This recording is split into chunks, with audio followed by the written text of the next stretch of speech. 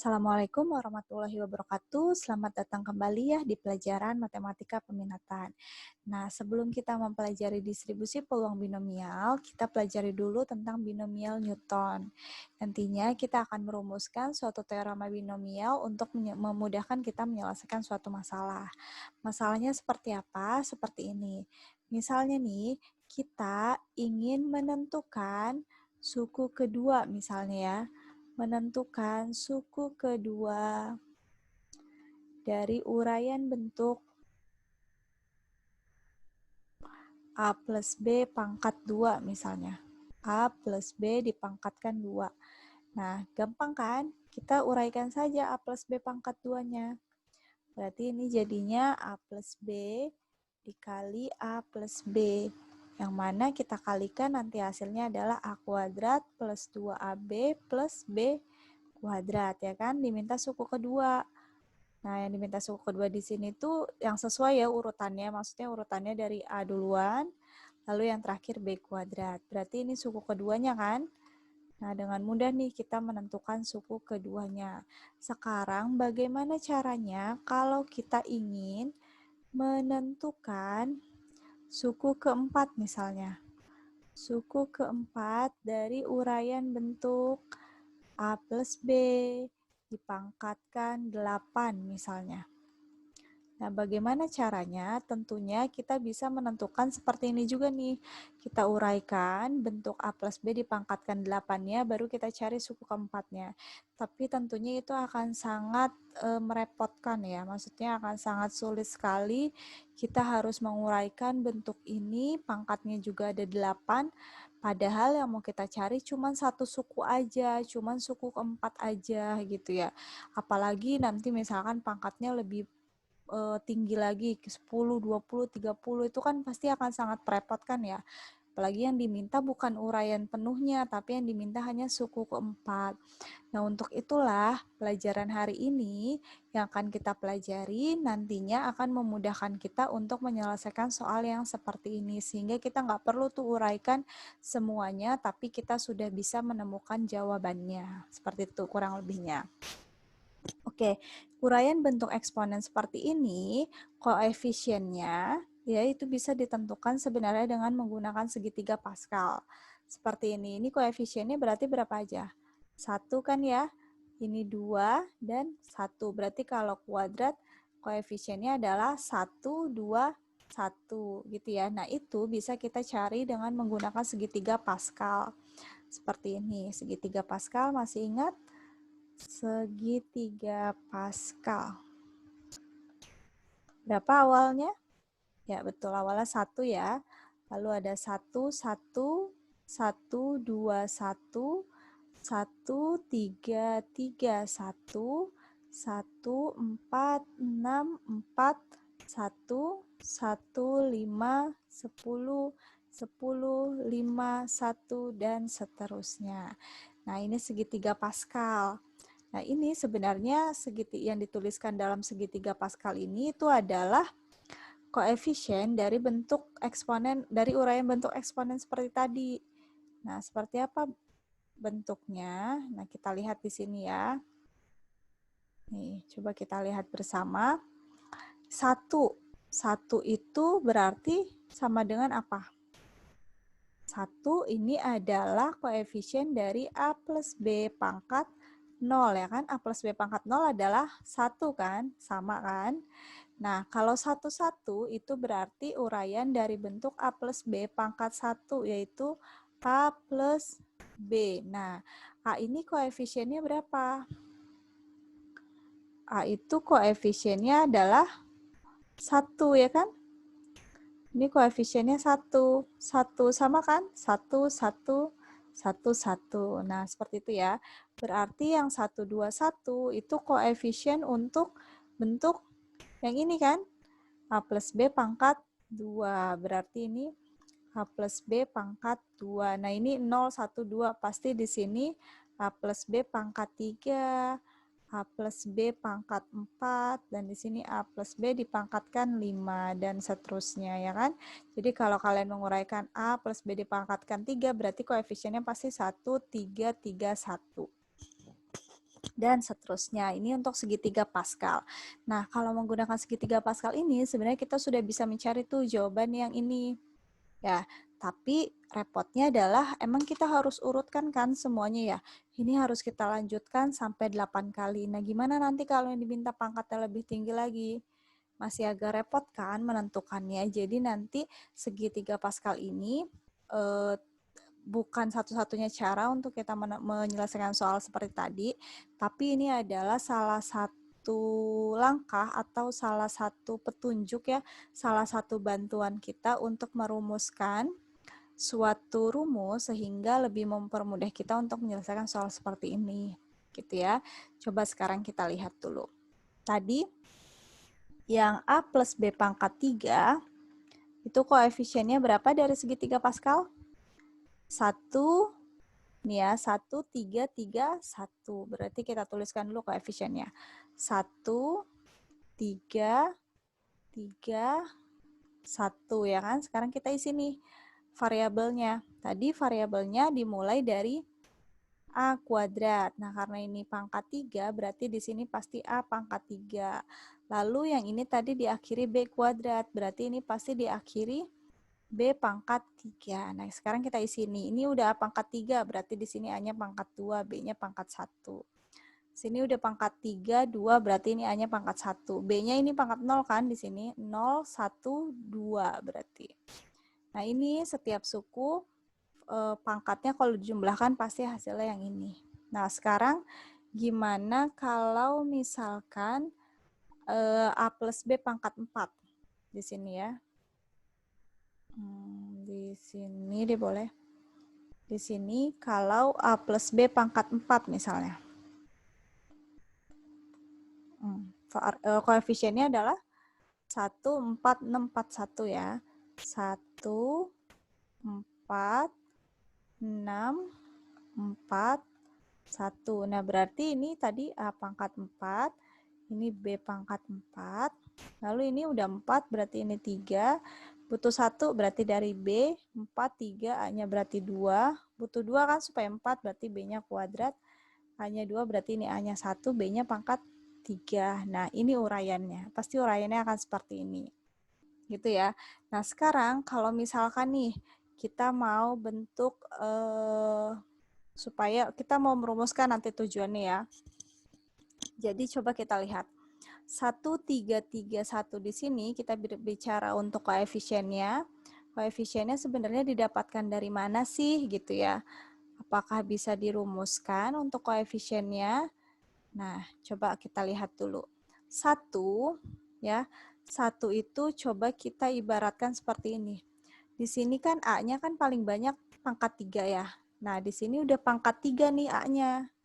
Gitu. Nah, catatan dulu ya. Untuk kombinasi, itu selain dengan tulisan seperti ini, itu bisa juga disimbolkannya seperti ini ya, Rn. Dan untuk sekarang yang akan Ibu pakai ini ya, simbol yang ini. Jadi di sini kita nanti berbicaranya tentang kombinasi.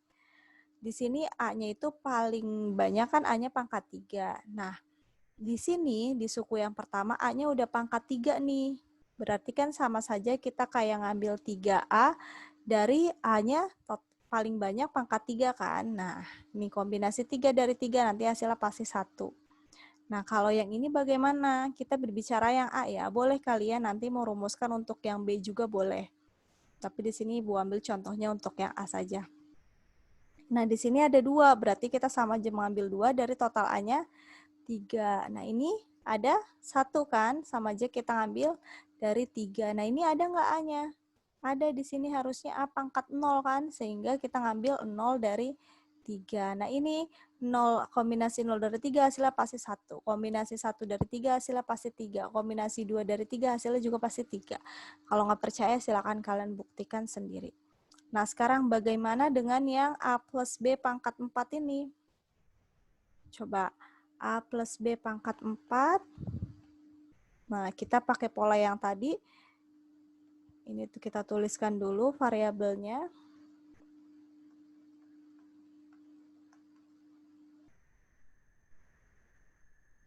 Nah, kita tuliskan dulu Lalu gimana? Satunya berarti berapa? Dapat dari kombinasi berapa? Paling banyak 4 kan? Berarti kita ambil 4 dari 4. Kalau yang ini ada 3 dari 4 kan totalnya karena pangkat ini 4. Lalu ini ada 2 dari 4. Ini ada 1 kan? 1 dari 4. Dan yang ini, oh ini salah menulisnya. Bentar.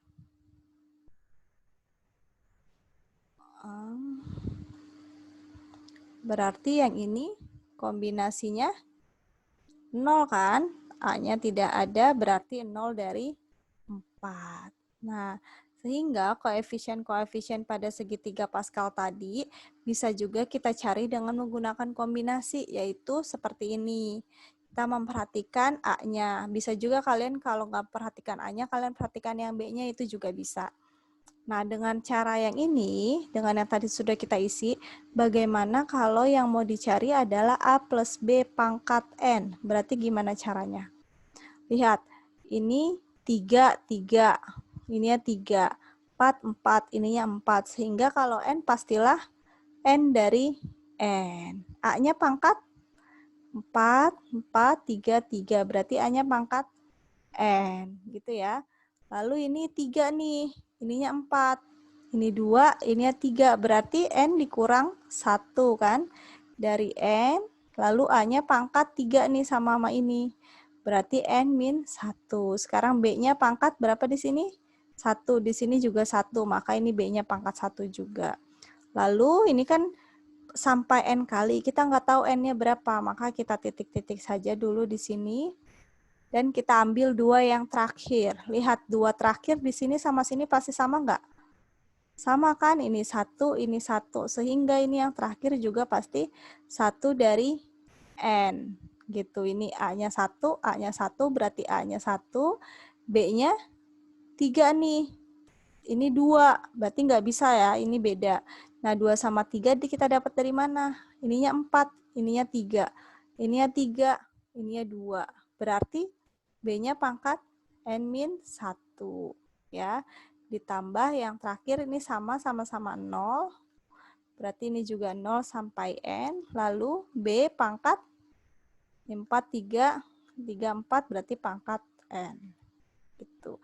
Jadi kalau kita nyarinya A plus B pangkat N, maka membentuk deret seperti ini. Ini titik-titiknya tak hingga ya. Jadi N-nya berapapun kita bisa menggunakan ini ya. Nah, bentuk deret seperti ini, kalau kita tuliskan dalam bentuk yang sederhana, lebih sederhana, maka kita bisa tuliskan dalam bentuk sigma. Kita bisa tuliskan dalam bentuk notasi sigma. Ini dari berapa? Sampai N. Pastikan sampai N ya. Ini sampai 4. Berarti ini sampai 3. Ini pasti sampai N.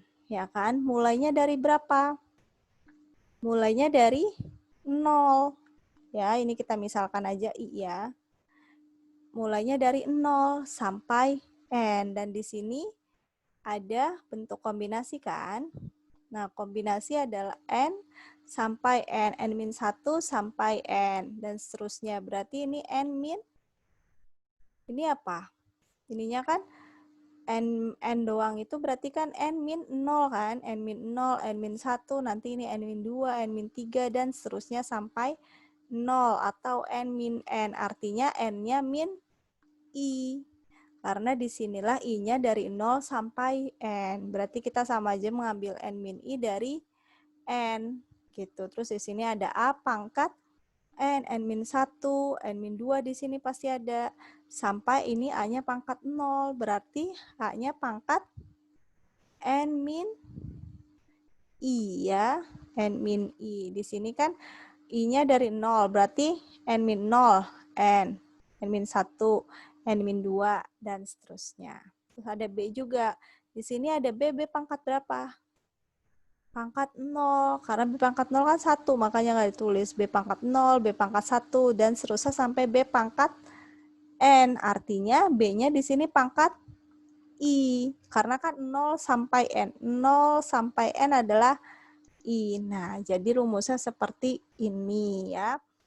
Ketika kita mencari A plus B pangkat N, maka bisa kita rumuskan menjadi seperti ini, yaitu sigma I dari 0 sampai N kombinasi N-1 sampai dari N dikali A pangkat N-I dikali B pangkat I. Ini N-I ya, maaf, bukan N-1. Nah, yang seperti ini kita tulis dalam bentuk sigma tadi itu dinamakan dengan teorema binomial. Ya, jadi ini adalah teorema binomial namanya. Nah, inilah yang akan kita cari dari tadi. Ya, teorema binomial. Dan ini akan memudahkan kita untuk mengerjakan soal seperti tadi. Ya, kita kerjakan coba. Ini namanya teorema binomial. Oke, kita coba kerjakan ya. Tadi itu kita mencari suku suku keempat dari uraian bentuk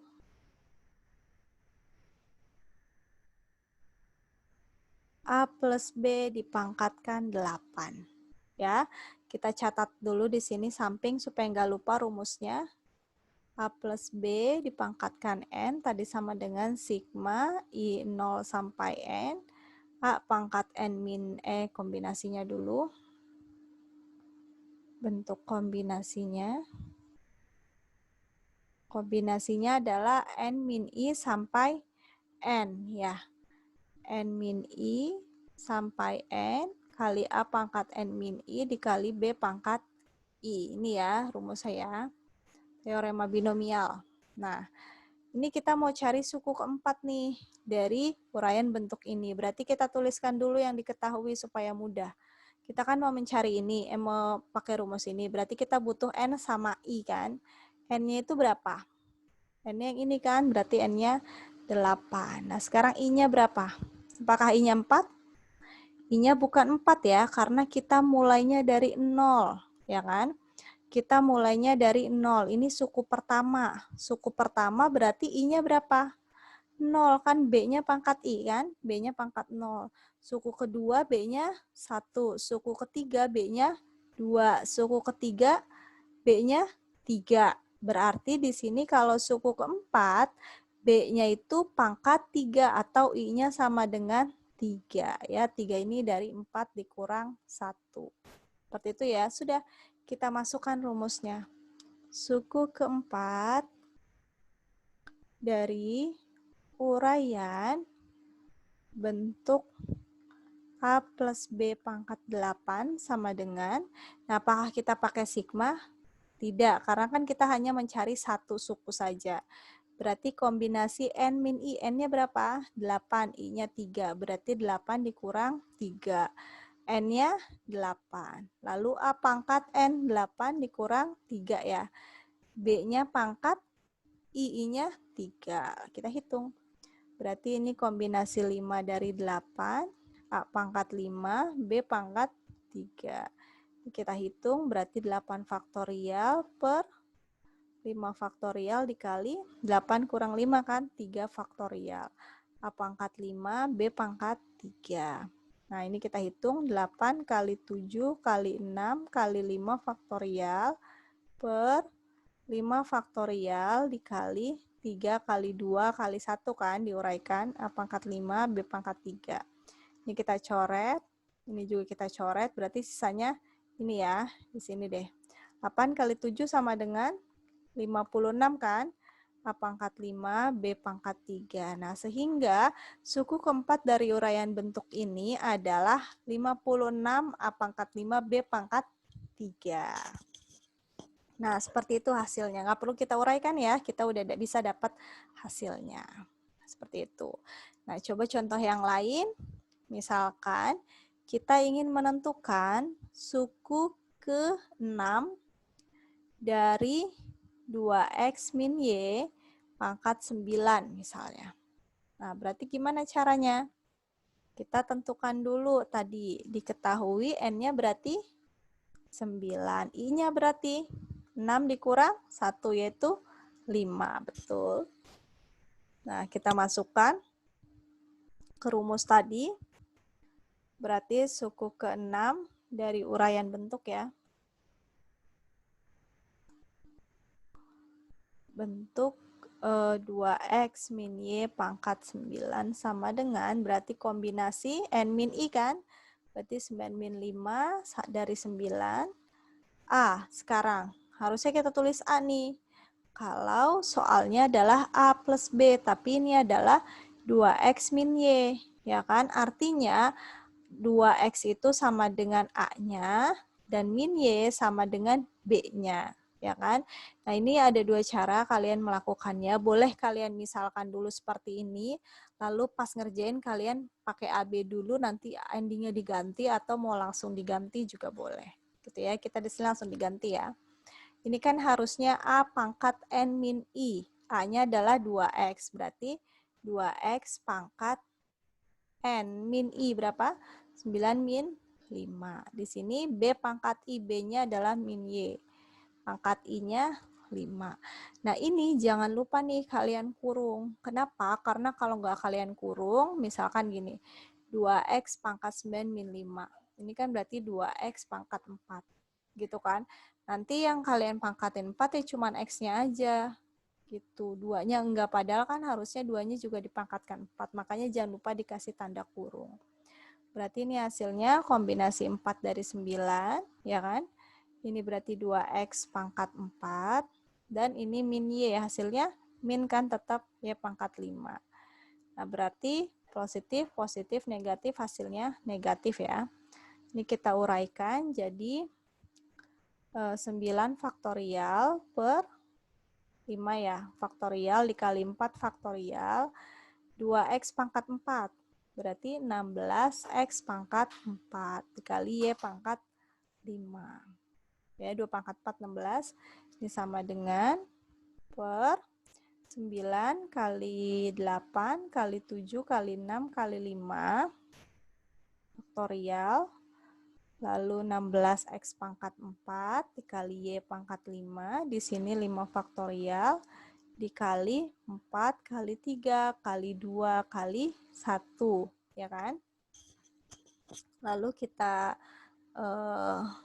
bagi, ini 4 kali 2, 8, ini 3, sisanya 2. Berarti sisanya 9 kali 7 kali 2, hasilnya adalah 126 ya, dikali 16 x pangkat 4 y pangkat 5. Nah, ini jangan lupa dikali ya, masih bisa dikali sehingga hasilnya negatif 2016 x pangkat 4 y pangkat 5. Gitu, dapet deh. Jadi suku ke-6 dari uraian bentuk ini adalah negatif 2016 x pangkat 4 y pangkat 5. Nah, seperti itu ya. Nah, selain kita mencari suku keberapa dari suatu uraian bentuk eksponen, kita juga bisa nih, yang ditanya misalkan hanya koefisiennya saja. Misalnya ditanya cuma koefisiennya saja, berarti negatif 2016-nya aja, itu bisa. Gitu ya. Jadi kita nggak mencari suku keseluruhan, tapi yang ditanya hanya koefisien tertentu aja dari suatu variabel. Misalkan yang ditanya koefisien dari x pangkat 4, y pangkat 5 dari uraian bentuk ini. Berarti jawabannya negatif 2016. Itu bisa saja yang ditanyakan seperti itu. Seperti ini contohnya. Misalkan tentukan koefisien yang memuat x pangkat 3 dari uraian bentuk x plus 2 dipangkatkan 5, misalnya seperti ini. Berarti kita mau cari koefisiennya dari x pangkat 3 nih, gitu. Berapa nih kira-kira koefisien dari x pangkat 3 dari uraian ini. Jadi ketika ini diuraikan, nanti kan pasti akan muncul tuh x pangkat 3. Nah, berapa sih koefisien dari x pangkat 3 ini, gitu loh, tanpa harus menguraikan ini semuanya. Nah, itu bisa pakai teorema juga. Kita tuliskan dulu yang diketahui. N-nya berapa? Berarti N-nya 5. I-nya berapa? Nah, I-nya kita belum tahu nih, karena kan tadi suku kita bisa menentukan tuh, suku ke 1 itu kan I-nya 0, 1, 2, 3, maka bisa kita tentukan I-nya. Kalau ini kan kita belum tahu nih, X pangkat 3 ada di suku ke berapa, jadi I-nya kita belum tahu, tapi nanti bisa kita cari. Nah, berarti kita masukkan dulu saja rumusnya. Berarti koefisien, sini saja, koef yang memuat X pangkat 3 dari uraian bentuk X plus 2 dipangkatkan 5 sama dengan berapa? Berarti kombinasi N min I. N-nya berapa? 5 ya. Min I-nya kita belum tahu. Dari N, 5. Lalu A pangkat N min I. A-nya di sini berapa? Ini A-nya kan, ini B-nya. Berarti X pangkat N min I. N-nya berapa? 5. Berarti X pangkat 5 min I. Kita ganti dulu. X pangkat 5 min I. I-nya kan kita belum tahu berapa. 5 min I. Lalu B-nya adalah 2. 2 pangkat I gitu kan. Nah ini belum bisa kita teruskan kalau kita nggak tahu I-nya. Sekarang coba kalian lihat. Di sini kita mau menentukan koefisien dari X pangkat 3 ya kan. Berarti kita mau ini kan nanti jadi koefisien nih. Sama ini juga jadi koefisien kan. Karena kan 2 pangkat. Berarti hanya ini variabelnya. Berarti kita mau jadikan X pangkat 5 min I ini jadi X pangkat 3. Betul nggak? Kan kita mau carinya X pangkat 3. Ya kan? Berarti ini harus kita jadikan X pangkat 3. Artinya di sini X pangkat 5 min I itu haruslah sama dengan X pangkat 3. Ya kan kita mau jadikan ini kan? Berarti ini dibuat jadi sama dengan X pangkat 3. Nah, dari persamaan eksponen ini maka kita bisa peroleh bahwa 5 min I pasti haruslah sama dengan 3 supaya ini nilainya sama. Kalau 5 min I sama dengan 3, berarti kita udah bisa peroleh bahwa I-nya pasti sama dengan 2, ya kan? I-nya pasti sama dengan 2. Sehingga langsung saja kita masukkan ke sini. Berarti ini 5 min 2, ya kan? Dari 5. Lalu ini X-nya pangkat 5 min 2. Berarti 2 pangkat 2. Nah, berarti ini kita peroleh 3 dari 5. X pangkat 3 ini 4, ya kan? Lalu kita hitung, berarti ini 5 faktorial per 3 faktorial dikali 2 faktorial, X pangkat 3 dikali 4. Ya kan? Nah, kita lanjutkan. Lanjutkan di lembar selanjutnya ya.